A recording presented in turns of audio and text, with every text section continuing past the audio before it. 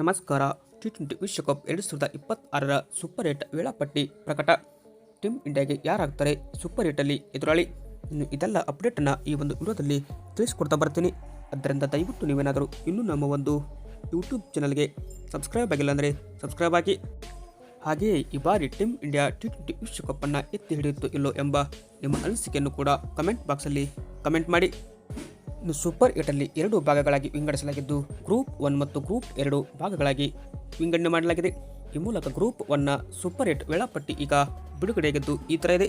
ಇನ್ನು ಗ್ರೂಪ್ ಎನಲ್ಲಿ ಮೊದಲ ತಂಡ ಇಂಡಿಯಾ ವರ್ಸಸ್ ಸೌತ್ ಆಫ್ರಿಕಾ ನಡುವೆ ಫೆಬ್ರವರಿ 22ರಂದು ಅಹಮದಾಬಾದ್ನಲ್ಲಿ 7 ಗಂಟೆಗೆ ಮೊದಲ ಸೂಪರ್ 8 ಪಂದ್ಯ ನಡೆದರೆ, ಎರಡನೆಯ ಸೂಪರ್ 8 ಪಂದ್ಯ ಜಿಂಬಾಬ್ವೆ ವರ್ಸಸ್ ವೆಸ್ಟ್ ಇಂಡೀಸ್ ಮಧ್ಯ ಫೆಬ್ರವರಿ 23ರಂದು ಮುಂಬೈಯಲ್ಲಿ 7 ಗಂಟೆಗೆ ಸಾಯಂಕಾಲ ಆರಂಭವಾಗಲಿದೆ. ಮೂರನೆಯ ಸೂಪರ್ 8 ಪಂದ್ಯ ವೆಸ್ಟ್ ಇಂಡೀಸ್ ಮತ್ತು ಸೌತ್ ಆಫ್ರಿಕಾ ಮಧ್ಯೆ ಫೆಬ್ರವರಿ 26ರಂದು ಅಹಮದಾಬಾದ್ನಲ್ಲಿ ಮಧ್ಯಾಹ್ನ 3 ಗಂಟೆಗೆ ಪಂದ್ಯ ಆರಂಭವಾದರೆ, ನಾಲ್ಕನೆಯ ಸೂಪರ್ 8 ಪಂದ್ಯ ಇಂಡಿಯಾ ವರ್ಸಸ್ ಜಿಂಬಾಬ್ವೆ ನಡುವೆ ಫೆಬ್ರವರಿ 26ರಂದು ಚೆನ್ನೈನಲ್ಲಿ ಸಾಯಂಕಾಲ 7 ಗಂಟೆಗೆ ಆರಂಭವಾದರೆ, ಐದನೆಯ ಟಿ20 ವಿಶ್ವಕಪ್ ಸೂಪರ್ 8 ಪಂದ್ಯ ಸೌತ್ ಆಫ್ರಿಕಾ ಮತ್ತು ಜಿಂಬಾಬ್ವೆ ನಡುವೆ ಇದು ದಿಲ್ಲಿಯಲ್ಲಿ ಆರಂಭವಾಗ್ತಿದೆ. ಇನ್ನು ಕೊನೆಯ ಸೂಪರ್ 8 ಪಂದ್ಯ ಗ್ರೂಪ್ 1ನಲ್ಲಿ ಇಂಡಿಯಾ ವರ್ಸಸ್ ವೆಸ್ಟ್ ಇಂಡೀಸ್ ಮಧ್ಯ ಅದು ಮಾರ್ಚ್ 1ಕ್ಕೆ ಕೋಲ್ಕತ್ತಾದಲ್ಲಿ ಆರಂಭವಾಗಲಿದೆ.